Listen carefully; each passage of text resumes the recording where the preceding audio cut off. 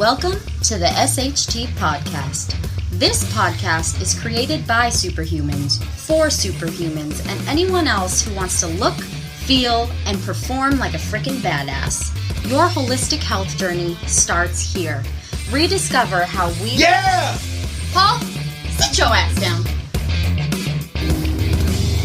What's new? I don't know. What's new with you?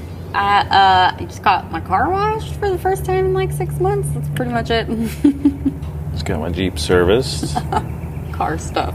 Yeah. What else? What's new? I feel like I did really good at the workout this morning. It was just great fitness. Yeah. Yeah. 5 rounds running. 5 rounds snatches. running, dumbbell snatches, heavy dumbbell snatches, push-ups and pull-ups. And I felt like I did really good compared to, other people that are really good runners and stuff like that. That's awesome. So Your running's getting better. Yeah. Mm-hmm. My fitness in general, I don't know if I say this a lot to people. I'm just really proud to be where I'm at and like doing so well. And I feel like I keep getting better. Yeah. The more clean I get with all that stuff. So. Yeah, same. How about you? And it's so fun. Same. Yeah. I mean, my push-ups are getting there. Everything that you're doing in there is getting better. The Olympic it's so great to watch. weightlifting is like my favorite thing on this planet. Yeah. What was that Hands last thing we down. did last week? You had snatches. And you were just dropping and locking and pop. Like Yeah. it looked great. It was Colby's so good. been awesome. He's been teaching me all the tricks. Yeah. Yeah. But today we want to talk about our community and food-wise. This is another food-driven podcast, so we just want to talk about meat snacks. And I know that sounds really random, but we've been Meat snacks. Meat snacks. But we've been posting about it a lot. Yeah, I was going to say that's probably.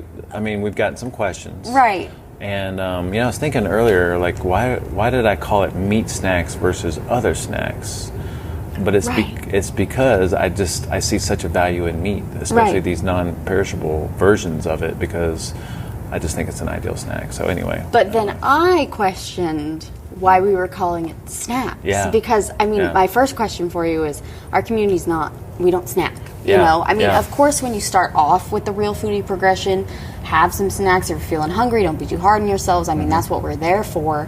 But, we're not huge snackers. So, like, why would you advocate for meat snacks? Okay, so I think that was a really good question. You're coming up with some really good questions. You're kind of throwing me for a loop here. This new format of you just like coming up with the questions and me not really knowing what they are until the day of or something. Like, I think maybe snacks is not the best term. Right. All right. So I feel like we do advocate space in between meals. We do advocate not snacking in between main meals.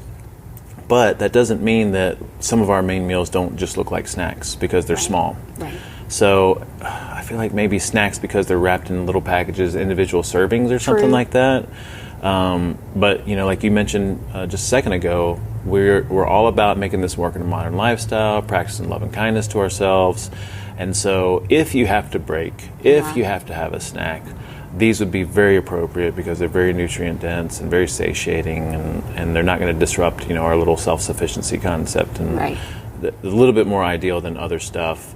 And there's situations like where I feel like I want something. That's true. So like if you're going for a two meals per day thing, or if you're even going for a 24-hour fast, I think it would be good to have something like this available so that if you had to break, you've got something.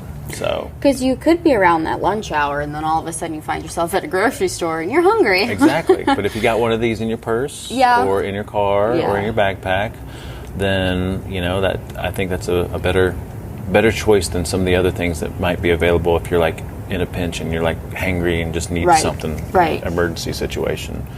And then also, like a lot of our meals may look like snacks. Yeah. So like if I am trying to do 2 meals in a day and my first meal, quote unquote meal, is like a handful of greens with some Primal Kitchen dressing, and then I want to have an Epic bar with it, it's not a huge meal. Sounds delicious. I know, right? It's not a huge meal. It kind of looks like a snack, but I'm still abiding by the whole 2 meals per day, and then a lot of space in between meals. So, and I think this comes up a lot too. Another thing I was thinking about is, the question is, why do we advocate for some snacks? Right. Well, a lot of people, I mean, tell me if you don't get this from a lot of people. A lot of people are in these situations, especially at work, where they have so many temptations, right? It's like someone's birthday every day, cupcakes and donuts and all kinds of crazy food. And we're wired to eat, so if you look at a food and it makes you hungry, you might as well have something available. And even though snacking may not be optional or optimal, you might as well snack on something that's appropriate versus going for the stuff that you're looking at right there in front of your face. Agreed. Right? If I could sit a counselor down and say, hey, you're hosting a college fair and it's breakfast time, please bring meats and eggs and cheeses. Like, I don't want donuts. Write a letter. Write a letter. See if you can get some. I'd be the only person. But yes, no, I agree. I agree. Yeah. So, maybe snacks isn't the best term, but really we just want something available just in case. And having it in these appropriate places, purse, backpack, man purse. Fanny pack. Yeah. Office. What else? I mean, having some at home. Sometimes I'll come home and grab some jerky. This is great if you're out on a hike. Out on a hike. Those kind of situations. Camping. Airplane, like flights, road trips, things like that. Yeah. So just, I think the first focus has got to be with all of us, real food first, including like options like this, versus not doing the right thing, and then you can move towards like trying to really optimize space in between meals and stuff like that. So earlier you mentioned the Epic bar, and a lot of people don't know what brands to look for, and sometimes you'll be standing there in the beef jerky aisle, let's just say, and reading the back of it forever, like I've done before, if you're at a random gas station. I know. What brands or types do you recommend? Well, that's a really good point on the gas station thing, because That's usually, a lot of those, if it has like a huge list of ingredients and some of those things you're not sure what they are, it's probably not going to be the best choice. Right. But there's a lot of brands coming out with approved ingredients. I would just say, look for approved ingredients based on our guidelines. And if you don't know our guidelines, we've got several episodes and podcasts where we go through foods to avoid, all our approved stuff. So approved ingredients, minimal ingredients, because what we'd be looking for, especially with meat snacks, is going to be mainly meat, spices, and seasonings, and maybe a little bit of sugar for flavor. And then I like the idea of having these non-perishable items. So we could talk about like cured meats. I mean, those would be great meat snacks, but they're not going to last forever. If I'm looking to have something available in the office, in my backpack, in your purse or something like that, we definitely want something that's going to last a while. So most of these options we're talking about are relatively non-perishable, and so the meat bars are perfect. We love the Country Archer brand because Country Archer is really cost effective. You remember did you ever see them before I brought them up? Yes. Where? Oh, everywhere. Okay. Sprouts, Whole Foods, at any grocery store, to be honest with you. They're at gas stations too. Now they are, but I remember a long time ago I felt like it was a Target brand. You're right. You're right. It started out in Target. Yes. No, you're right. And they've upped their game. They're wonderful. Really high quality. Country Archer, I mean, most of us are trying to be as cost effective as we can. So Country Archer, very cost effective. $20 for a pound of beef jerky. That's almost unheard of. Yeah, that's almost unheard of. And then if you're in the SHT membership, you get a special code and you get another, I think it's 10% off. But that's even awesome. Just $20 for a pound is amazing. So Country Archer, and by the way, they are 100% grass-fed, grass-finished. I talked to their national marketing director, and it doesn't say that on all their packaging, but they are 100% grass-fed, grass-finished. So love the Country Archer. Love Epic. Epic. I love the Epic bars, but of course, Epic also has some bites and little jerky options. Their bites are delicious. Yeah, they're really, really good. Have you tried their liver bites? No. I don't even know they made them. I got liver bites coming in the mail, I think, today. And the liver bites, it's a great way to get liver in because it does taste a little bit different, but they're really, really good. I always get the pork. Yeah. The pork's good. Epic turns out to be, if you're looking at the bars, maybe about $3 per bar, and you might get them a little bit cheaper. And again, with our membership, you have like a discount code if you order through their main site. That's awesome. And then we have Chomps, and you saw those in the office a while ago. Yes. So Chomps are 100% grass-fed, grass-finished, pasture-raised. If they have any other meats in there, I can't remember if they do or not. But those are like, you could think Slim Jims, but holistic Slim Jims. Right. That's like cool. meat sticks, meat sticks. So chomps are great, and then I mentioned to you earlier, Tonka bars are great. They're like another little Epic type bar, meat bar. But if you look at the weight, I think most Epic bars are like 1.5 ounces for $3, and then Tonka bars are about like an ounce for $3. Okay. So it's much smaller. Right. And so They are just thinner too, aren't they? Like, yeah. I think Epic's going to be a better buy. Yeah. So to answer that question, those would be our top brands.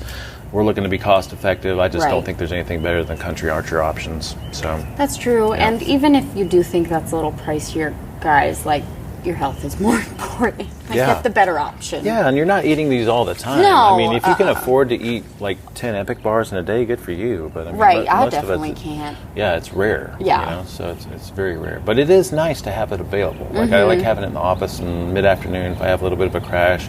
I don't have bacon. I can reach for a handful of jerky or something. Right. It's great.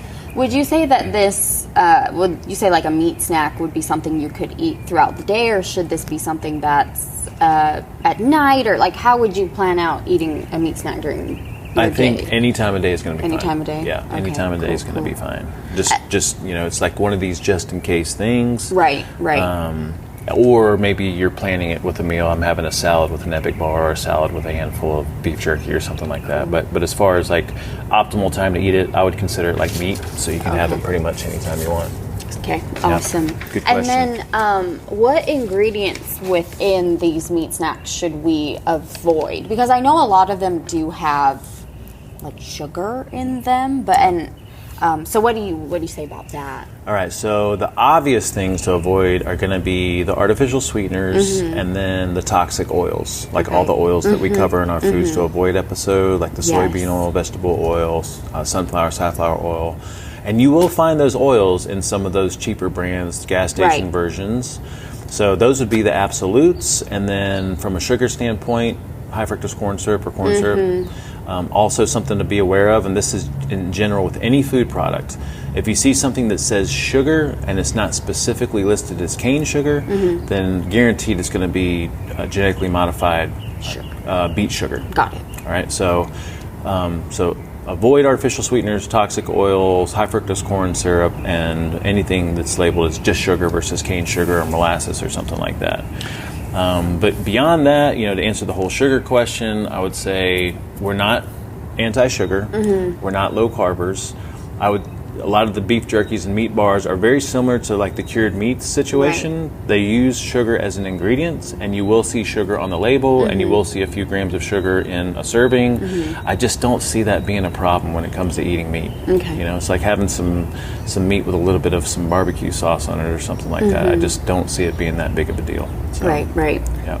Good. And then a lot of these flavors for the beef jerky and the meat sticks and all that stuff are teriyaki. Do we avoid that completely? And a lot of them have like soy sauce in them. What do we say about things like that? That's a great question. So we are going to do a soy episode coming up. Okay. I don't know when, probably the next 3 to 5 episodes. We'll put that on the list. We do have a list going. Okay. But soy is like, it's great. So soy, not to go down this rabbit hole too far, soy is true soy sauce is meant to be fermented. So theoretically, that's like moving in the right direction, except a lot of soy sauce is made with some gluten-based ingredients. Now, there is a soy sauce that is gluten-free and organic, and it's called organic tamari sauce, which is traditionally fermented, and it's certified gluten-free. So if this teriyaki sauce is made with that tamari sauce and or other approved ingredients, which a lot of times teriyaki is going to have wine as a seasoning, sesame, garlic. If it's soy sauce that's the tamari, organic, gluten-free tamari sauce, that can be fine. And then sometimes teriyaki will have some pineapple in it as a sweetener. And then also the pineapple has bromelain, which is a digestive aid. We actually have a supplement in the biotics line that's bromelain. Yeah. So it will help break down the meat even in the packaging and make it a little bit softer and more easy to digest. And if you notice, like sometimes the teriyaki flavors will be like a little bit softer. That's true. Yep. So teriyaki, to answer that question, would be fine if it's made with the right ingredients. Right. And you'll see Country Archer's teriyaki has exactly what we just mentioned, which is like some wine, some salt, some molasses, some organic cane sugar, I think it has some pineapple in it. It has some organic gluten-free tamari sauce. Cool. So that would be fine. Awesome. Yep. And usually if it says teriyaki, it's going to list out all the sub-ingredients I was that make just up about the to ask you teriyaki. that, so you read my mind. Yeah. Okay, cool. So, but if it didn't, then it would be suspect, I guess. I don't Yes. know, because they can make it with some other stuff. Right. So try to avoid the label that just says teriyaki sauce without listing the sub-ingredients. Yeah. Okay. Yeah, that and to makes go sense. even further, I would say just stick with these brands. Right. No, honestly, make it easy Yeah. for yourself and stick with these brands. Yeah. Yep. Should we be avoiding a certain cut of meat? Because a lot of these meat snacks come in a variety. I know we're not like huge turkey advocates, but there are a lot of turkey brands out there, and any meat cuts that we should avoid? Yeah, I was going to say, we don't eat chicken or turkey. Right, not really. I'm just joking. Yeah. I eat chicken. I know, a a lot little of bit, yeah. chicken. Not No, turkey, absolutely. though. Yeah. Yeah. Yeah, it's fine. Yeah, I mean, a lot of us like the beef and the pork Right, and, right. and the fattier cuts and meats. tastier. But jerky and these meat bars tend to be more of the muscle meat anyway. Right. So I think it's fine. Whatever you like. Cool. The turkey's great, chicken. The Epic has all the salmon and bison and pork and venison and Right. yeah. So yeah. Right. Any of it's fine. Any of it's fine. We can plug our Cured Meats podcast in here because we did one earlier. Yeah, that's another great snack to keep on hand, not as non-perishable. Right. Although pepperoni and salami tend to do pretty well up on the counter for a little bit, at least a few days. Yeah, that would be, we definitely want to link to that if you haven't listened to the Cured Meats episode. If you're looking for just meat snacks in general, I mean, bacon is great, pepperoni, salami, Bacon is prosciutto, wonderful. all those cured meats. Yeah, bacon, by the way, is very shelf stable.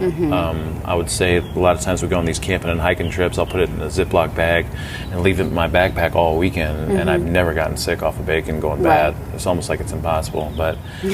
But these are our top picks for non-perishable versions. And there's a couple other points that I was thinking about because a lot of people will ask about quality. So does it have to be grass-fed, organic, all that? Yeah. It doesn't have to be. Real food first. If you find a jerky brand and you're out and you're in a pinch, or you're at Costco and it checks out as far as ingredients go, I would say beef is beef, jerky is jerky. It's perfectly fine as long as all the other ingredients check out. But again, I don't think you can beat Country Archer's price at $20 per pound. And then I think some other people have asked about, like, how much is too much? Like, can I eat a pound of jerky?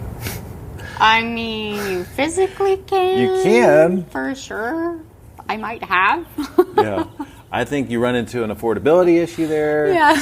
But then also, this is another reason I like these as quote-unquote snacks, is because meat is the most satiating of all the macronutrients, or at least the most satiating of our food groups. True. So there's only so much of it you can eat. I don't think I could eat a whole pound of Country Archer beef jerky at a time, maybe. Should I can we eat video it? We could try it out. Have a contest? Let's do that. That'd be really fun, because we're going to do a tasting anyway. We should do that. All right, that might have to be. Or see how long it takes, because we can definitely do it. Okay. If we have an intention totally to do eat it. a pound easily. of anything. I was thinking I could eat a pound of brisket easy. Yeah. A pound of scallops, but But yeah, anywho. yeah. But I don't think you can eat too much, because it's nutrient dense, it's satiating, it's good for you. So yeah. So I hope you guys enjoyed this episode. I mean, I always ask these questions when I go into the beef jerky aisle and I'm looking for something. So thanks, Paul. And if there's something that we didn't cover that you want an answer on, just send us a message, and we will put it in the notes, or maybe do another episode on it, or something like that. Sweet. Oh, Look forward to the taste testing. These are great. We're keeping these relatively short and powerful. What was that, less than 20 minutes? Yeah. I love podcasts that are less than like 30 minutes. Me too. I'm like, quick, easy, give me my info, and I gotta go. Yeah. Good stuff. Yeah. All right, out of here. Thank you guys for listening. Yeah, so remember, the purpose of this podcast is to support our SHT community and to be in your ear as a go-to resource for all things SHT. If any of you have fallen off, if you need support, honestly, just come back and listen to some of these episodes. Get re-inspired, get re-motivated, and get re-engaged. If you're new to us, the best way to get started is by joining our newsletter at sht4life.com. That's SHT4life.com. And you can also find us on Facebook at Superhuman Transformation, and then on Instagram, Superhuman Transformation, which you're doing an amazing job with. Thank you. And then also Twitter, it's SHT4 life. I think that's all we got. See ya.